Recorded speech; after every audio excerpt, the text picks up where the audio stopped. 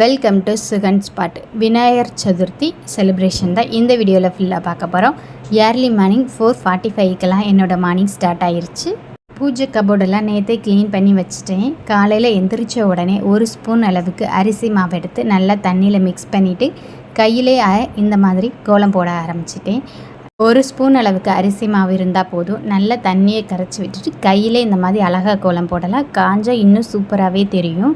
கையில் போடாத வரவங்களுக்கு பட்ஸ் வச்சு கூட போடலாம், அப்படி இல்லாட்டி துணி கூட யூஸ் பண்ணலாம். கையோடு அப்படியே உருளியையும் ரெடி பண்ணி வச்சாச்சு.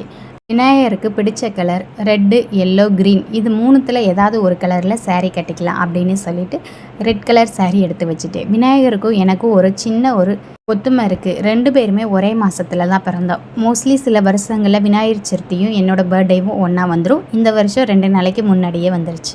சாரியெல்லாம் எடுத்து வச்சிட்டோம். அப்படியே இன்றைக்கி எங்கள் வீட்டு புது வரவு எங்கள் குட்டி பாப்பாவுக்கும் பையனுக்கும் சைக்கிள் வாங்கியிருக்கோம். அதுக்கும் சேர்த்து பூஜை போட்டுடலாம் அப்படின்னு சொல்லிட்டு சந்தன குங்குமம்லாம் வச்சு ரெடி பண்ணிட்டேன். காலையில் நல்ல தண்ணி வரும், அந்த குழாயில் நம்ம சமைக்கிறதுக்கு மட்டும் அடைச்சி வச்சுக்கிட்டு வாசலில் கோலம் போட்டு நிலவாசலில் மஞ்சள் சந்தனம் இதெல்லாம் தடவி குங்குமம்லாம் வச்சாச்சு. நிலவாசலில் மஞ்சள் தடவும் போது கொஞ்சமாக சந்தனமும் ஜவ்வாதும் கலந்து இல்லாட்டி பன்னீர் இது எல்லாத்தையும் மிக்ஸ் பண்ணி தடவி வச்சிங்கன்னா ரொம்ப வாசனையாக இருக்கும். 1 ஸ்பூன் அரிசி மாவில் தண்ணி கலந்து போட்ட கோலம் காஞ்சோன்னு எவ்வளோ சூப்பராக இருக்குதுன்னு பாருங்கள். அரிசி மாவு கோலம் தான் பூஜைக்கு ரொம்பவே ஏற்றது. டக்குன்னு ஈஸியாகவும் பண்ணிடலாம். கையோட சமையல் வேலையும் ஆரம்பிச்சிட்டேன். சமையல் ஒரு பக்கம் ஓடிட்டுருக்கும், ஒரு சைடு பூஜைக்கு தேவையானதையும் ரெடி பண்ண ஆரம்பிச்சிட்டேன். மாக்கோலம் நல்லாவே காஞ்சிடுச்சு, அதனால் அது மேலே விளக்கு இதெல்லாம் எடுத்து வைக்க ஆரம்பிச்சிட்டேன். பூஜை அறையில் ஒரு தட்டு வச்சு ஒரு அகல் விளக்கு நிறையா காயின் வச்சுக்கலாம். இன்னொரு அகல் விளக்கில் உப்பு, மஞ்சள், இன்னொரு அகல் விளக்கில் பச்சரிசி, இன்னொரு அகல் விளக்கில் பருப்பு, இன்னொரு இதில் சர்க்கரை. இந்த மாதிரி தெய்வீகமாக நம்ம வீட்டில் எப்போவுமே நிறைஞ்சு என்ன பொருள் இருக்கணும் அப்படின்றத மனமுருகி வேண்டுறதுக்காக பூஜை அறையில் இது கொஞ்சம் கொஞ்சம் எடுத்து வச்சு பூஜை பண்ணால் ரொம்பவே வீட்டுக்கு விசேஷம். இதை எப்போவுமே நம்ம பூஜை அறையில் வச்சுக்கலாம், மாதத்துக்கு ஒரு தடவை மாற்றிக்கலாம். இப்போ நம்ம விநாயகருக்கு படையல் போடுறதுனால தலைவாழை இலை வச்சுருக்கேன். அதில் சந்தன குங்குமம்லாம் வச்சு பச்சரிசியை பரப்பி வச்சுக்கோங்க. விநாயகரை வெறும் இலையில் வைக்கக்கூடாது. பச்சரிசியை பரப்பிட்டு அதில் பூ, சந்தன குங்குமம் இதெல்லாம் வச்சுட்டு நம்ம விநாயகரை வச்சிடலாம். வீட்டில் இருக்க விநாயகர் படத்துக்கு எல்லாமே பூ வச்சுட்டேன். அதுக்கப்புறம் சிலைகள்லாம் இருந்துச்சு, அதையும் எடுத்து வச்சு பூ, சந்தன குங்குமம் இதெல்லாம் எடுத்து வச்சாச்சு. ஒவ்வொருத்தவங்களுக்கும் ஒவ்வொரு இஷ்ட தெய்வம் இருப்பாங்க. அதே மாதிரி எந்த ஒரு தொழில் தொடங்கினாலும் மூத்த தெய்வமாக நம்ம வணங்குறது இந்த விநாயகர் தான். எனக்கு ஒரு தெய்வமாக மட்டும் இல்லாமல் ஆரம்பத்திலே எனக்கு ஒரு ஃப்ரெண்ட்ஷிப்பான ஒரு உறவு அப்படின்னு சொன்னோம் அப்படின்னா இந்த விநாயகர் தான். எந்த ஒரு கஷ்டம் வந்தாலும் சந்தோஷம் வந்தாலும் நான் ஃபஸ்ட்டு ஷேர் பண்ணுறது இந்த விநாயகர் கூட தான். நான் கேட்குறதெல்லாம் உடனே எப்போவுமே செஞ்சு கொடுப்பாரு. உங்களுக்கு எந்த தெய்வம் இந்த மாதிரி ஃப்ரெண்டாக நினைக்கிறீங்க அப்படின்றத கீழே கமெண்ட் பண்ணுங்கள். அபிஷேகம் பண்ணுற பிள்ளையாரை மட்டும் தட்டில் எடுத்து வச்சுட்டு பழங்கள்லாம் எடுத்து வச்சுட்டேன். விநாயகர் சதுர்த்தி அன்னைக்கு புதுசாக கடையில் தான் பிள்ளையார் வாங்கணும்னு அவசியம் கிடையாது. வீட்டில் இருக்க உருவப்படங்களுக்கு கூட நம்ம பூ போட்டு சாமி கும்பிடலாம். முக்கியமாக வெத்தலையில் இந்த மாதிரி கொஞ்சமாக மஞ்சள் பிடிச்சி வச்சு அது மேலே குங்குமம் வச்சு இதுக்கு பூ, அருகம்புல்லாம் வச்சு விநாயகரை வழிபடலாம். நம்ம எப்படி தான் விநாயகரை வழிபட்டாலும் கண்டிப்பாக இந்த மஞ்சள் பிள்ளையார் இருக்கணும் பூஜைக்கு.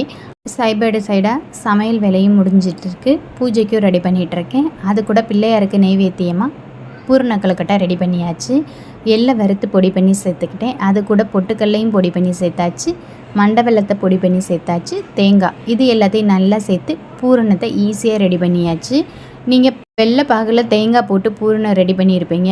இந்த மாதிரி உதிரியாக தனித்தனியாக பொடி பண்ணி சேர்த்து உதிரியான பூரணம் செஞ்சு பாருங்கள். ரொம்பவே கொழுக்கட்டை சூப்பராக இருக்கும். சுடுதண்ணியில் கொஞ்சமாக எண்ணெய், உப்பு சேர்த்து நல்லா கொதிக்க வச்சுட்டு பச்சரிசி மாவில் ஊற்றி நல்லா கிளறி விட்டுக்கோங்க. நல்லா சூடாக கொதிச்சிருக்கணும், அப்போ தான் கொழுக்கட்டை நல்லா சாப்பிட்டு. தேவையான பூவெல்லாம் நான் 2 நாளைக்கு முன்னாடியே வாங்கி வச்சுட்டேன். ஏன்னா முகூர்த்த நாளும் விநாயகர் சதுர்த்தியும் வரனால விலை கூடிரும் அப்படின்றதுக்காக உதிரி பூ வாங்கி கட்டி வச்சாச்சு. மாவிலை தோரணமும் எருக்கம்பூ மட்டும் அன்னைக்கு போய் வாங்கிட்டு வந்திருந்தாங்க. கையோட அதையும் ரெடி பண்ணி எடுத்து வச்சுட்டேன். மாவிலை தோரணமும் ரொம்ப ஈஸியாக கட்டிடலாம். அதோட காம்பை வச்சு நல்லா இலையில் மடக்கி விட்டுட்டு சந்தன குங்குமம் வச்சு நூலை வச்சு இந்த மாதிரி கட்டி நிலவாசலில் கட்டுங்க. பூஜை அறையில் நிலவாசல் இருந்தாலும் அங்கேயும் கட்டி விடலாம். சுடுதண்ணி ஊற்றி மாவை நல்லா கிளறி வச்சுட்டு ஒரு 2 நிமிஷம் கழித்து நம்ம கொழுக்கட்டை செய்ய ஆரம்பிச்சிடலாம். கையில் லைட்டாக எண்ணெய் தடவிட்டு நாங்கள் கையிலேயே செஞ்சுருவோம். கொஞ்சம் கூட விரிசல் இருக்காது. ரொம்ப ஈஸியாக செஞ்சிடலாம். அப்படி கையில் செய்ய வராதவங்களுக்கு வாழை இலை எடுத்து அதில் லைட்டாக எண்ணெய் மட்டும் அப்ளை பண்ணிவிட்டு மாவை வச்சு தட்டி உள்ள பூரணத்தை வச்சு இந்த மாதிரி மடித்து விட்டுறலாம். அதுவும் ரொம்ப ஈஸியாக இருக்கும். நான் எப்போவுமே பிள்ளையாருக்கு பிடி கொழுக்கட்டையும் பூர்ண கொழுக்கட்டை கார கொழுக்கட்டை இந்த 3மே செஞ்சு சமையல் பண்ணி பூஜையும் பண்ணிடுவேன். இந்த தடவை சதுர்த்தி மதியானமே முடிஞ்சிருது. அதனால் ஈவினிங் டைம் சாமி கும்பிட முடியாது. காலையிலேயே நம்ம பூஜையை முடிச்சிடணும் அப்படின்றதுக்காக பூஜை வேலையும் சரி சமையல் வேலையும் பார்த்துட்டு பிள்ளையாருக்கு படைக்க வேண்டிய நெய்வேத்தியங்களும் செஞ்சிட்ருக்கனால இந்த தடவை பூர்ண கொழுக்கட்டையும் கார கொழுக்கட்டை மட்டும்தான் செஞ்சேன்.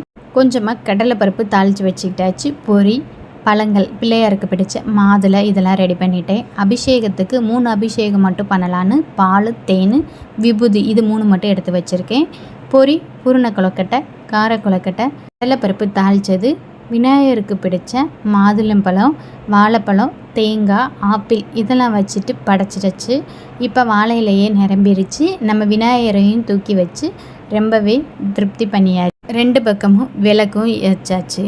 விநாயகருக்கு பிடிச்ச அருகம்புல் மாலையாக கட்டி போட்டுருவோம். அதுக்கப்புறம் எருக்கம்பூ மாலை விநாயகர் சதுர்த்தி என்று கண்டிப்பாக விநாயகருக்கு இதெல்லாம் செய்யணும். எருக்கம்பூ மாலையும் போட்டுடலாம். அது கூடவே வீட்டில் ஏதாவது செயின் நகை வச்சுருந்தீங்க அப்படின்னா சாமிக்கு அதையும் சேர்த்துக்கிறலாம். அது அவங்கவுங்களோட விருப்பம்தான். மேலும் விநாயகருக்கு ஏதாவது அலங்கார பொருள் வாங்கி வச்சுருந்தீங்க அப்படின்னா அதையும் வச்சு சாமி கும்பிடலாம். நான் பூ கட்டி வச்சுருந்தேன். அதனால் பூக்குடைய அருகம்புல் எருக்கம்பூ இதெல்லாம் சேர்த்து நான் வச்சு டெக்கரேஷன் பண்ணிக்கிட்டேன். இப்போ விளக்கெல்லாம் ஏற்றியாச்சு. பூஜை ரூம் பார்க்குறதுக்கே ரொம்பவே சூப்பராக இருக்குது. எல்லா சாமிக்குமே பூ போட்டு பூஜை ரூமை ரெடி பண்ணிட்டேன். என்னோடய பூஜை ரூம் விநாயகர் சதுர்த்தி அன்னைக்கு இப்படி தான் இருந்துச்சு. நம்ம எவ்வளோ கிராண்டாக பூஜை ரூமை ரெடி பண்ணி சாமி கும்பிட்றன்றது பெருசு கிடையாது. நம்ம மனசார தெய்வத்தை நினச்சி ஒரு 5 நிமிஷம் சாமி கும்பிட்டாலும் அதுவே நமக்கு நல்ல ஒரு பலன் கிடைக்கும். என்னால் முடிஞ்சால் நான் எவ்வளோ வேணாலும் செய்வேன். ஆனால் முடியாத சமயங்களில் சின்னதாக ஒரு விளக்கு மட்டும் ஏற்றி கூட சாமி கும்பிடுவேன். ரொம்பவும் விசேஷமாக இருக்கும். விநாயகர் சதுர்த்தி அன்னைக்கு என்னென்ன கொழுக்கட்டையெல்லாம் செஞ்சேன் அப்படின்றத மறக்காமல் கமெண்ட் பண்ணுங்கள். விரதமாக இருந்து பூஜை முடித்தோடனே தான் சாப்பிட போகிறோம். அதனால் ஒரு நேரம் மட்டும்தானே சாப்பாடு அப்படின்னு சொல்லிட்டு கொஞ்சம் சிம்பிளாகவே ரெடி பண்ணியிருந்தேன். வாங்க என்னென்ன சமைச்சிருக்கேன்னு சொல்லிட்டு பார்க்கலாம். பிள்ளையாருக்கு நெய்வேத்தியத்துக்காக கடலைப்பருப்பை வேக வச்சு தாளித்து விட்டுருக்கேன். குழந்தைகள்லாம் சேர்த்து சாப்பிட்றதுக்காக கொஞ்சம் கொலைய வச்சுருக்கேன். வாழைக்காய் பொரியல் பண்ணியிருக்கேன். உருளைக்கிழங்கு வறுவல் பண்ணியிருக்கேன். வெண்டைக்காயை பச்சடி வச்சுருக்கேன். கொஞ்சமாக கார கொழுக்கட்டை செஞ்சு வச்சுருக்கேன். இது கூட பூரண கொழுக்கட்டையும் செஞ்சுருக்கேன்.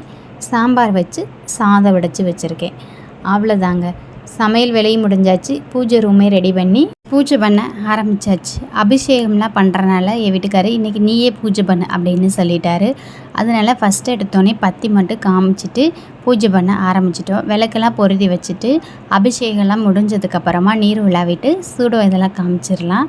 ஃபஸ்ட்டு நான் சந்தனம் குங்குமம் இதெல்லாம் வச்சு விநாயகரை ஒரு பிளேட்டில் எடுத்து வச்சாச்சு. கொஞ்சமாக தண்ணி ஊற்றிட்டு அதுக்கப்புறமா பால் அபிஷேகம் ஃபஸ்ட்டு பண்ணிடுங்க. ஒரு அபிஷேகம் முடிஞ்சோடனே திரும்ப சந்தன குங்குமம் வச்சு பூ வச்சு சூடம் இதெல்லாம் காமிக்கணும். காமிச்சு நல்லா பிரார்த்தனை பண்ணினதுக்கப்புறமா திரும்ப தண்ணி ஊற்றி பூவெல்லாம் எடுத்து வச்சுருங்க. அதுக்கப்புறம் அடுத்த அபிஷேகத்தை தொடங்கலாம். இந்த மாதிரி தான் நான் தேன் பால் விபூதி இந்த 3ஐயும் சேர்த்து வச்சு பிள்ளையாருக்கு சூப்பராகவே அபிஷேகத்தை முடித்தாச்சு. அபிஷேகம் முடிச்சுட்டு பிள்ளையாரோட துதி கொஞ்சம் சொல்லி முடிச்சுட்டு சூடப்பத்தி இதெல்லாம் காமிச்சு முடிச்சிட்டோம். இந்த வருஷம் எனக்கு கொஞ்சம் ஸ்பெஷல்னே சொல்லுவேன். ஏன்னா ரொம்ப வருஷமாக நான் விவரம் தெரிஞ்சதுலேருந்து பிள்ளையாரை கும்பிடும் போதெல்லாம் ஒரு தடவையாவது பிள்ளையார்பட்டிக்கு போகணுன்னு ரொம்ப ஆசைப்பட்டேன். ஆனால் எங்கள் அப்பா கிட்டே கேட்டதே கிடையாது. கேட்டிருந்தா கண்டிப்பாக என்னமோ கூட்டிகிட்டு போயிருப்பாரோ என்னமோ தெரில. ஆனால் நான் கேட்கவே இல்லை. சரி கல்யாணம் ஆனதுக்கப்புறமாவது போயிடலாம் அப்படின்னு சொல்லிவிட்டு நான் ரொம்ப நாளாக வேண்டிகிட்டே இருந்தேன். போக முடியவே இல்லை. கல்யாணம் ஆகி 7 வருஷம் கழித்து இந்த வருஷம்தான் எனக்கு இந்த வாய்ப்பு கிடச்சிச்சு. என் ஹஸ்பண்ட் திடீர்னு வா பிள்ளையார்பட்டிக்கு போயிட்டு வரலாம் அப்படின்னு சொல்லிட்டு கூட்டிகிட்டு போனாங்க. அதனாலவே எனக்கு இந்த வருஷம் ரொம்பவே ஸ்பெஷல். எந்த ஒரு கஷ்டம் வந்தாலுமே அம்மா வாரம் போய் பிள்ளையாருக்கு விளக்கு போடு அப்படின்னு சொல்லுவாங்க. அதுவும் ரெட்டை பிள்ளையார் கோயிலில் போய் விளக்கு போடு சீக்கிரம் சரியாயிரும் அப்படின்னு சொல்லுவாங்க. கல்யாணத்துக்கு முன்னாடியெல்லாம் அந்த மாதிரி தான் பண்ணிகிட்டு இருந்தோம். நீங்கள் இந்த மாதிரி பிள்ளையார் கோயிலில் தொடர்ந்து விளக்கெல்லாம் போட்டிருக்கீங்களா அப்படின்றத கமெண்ட் பண்ணுங்கள். இப்போ சாமி கும்பிட்டு பூஜையெல்லாம் நல்லபடியாக முடிஞ்சிருச்சு. படையில் போட்டு நம்ம வைத்தையும் நம்பிடலாம் அப்படின்னு சொல்லிட்டு இலை போட்டு உட்காந்தாச்சு. வாழ்க்கையில் எல்லாருக்குமே ஒரு கனவு இருக்கும்.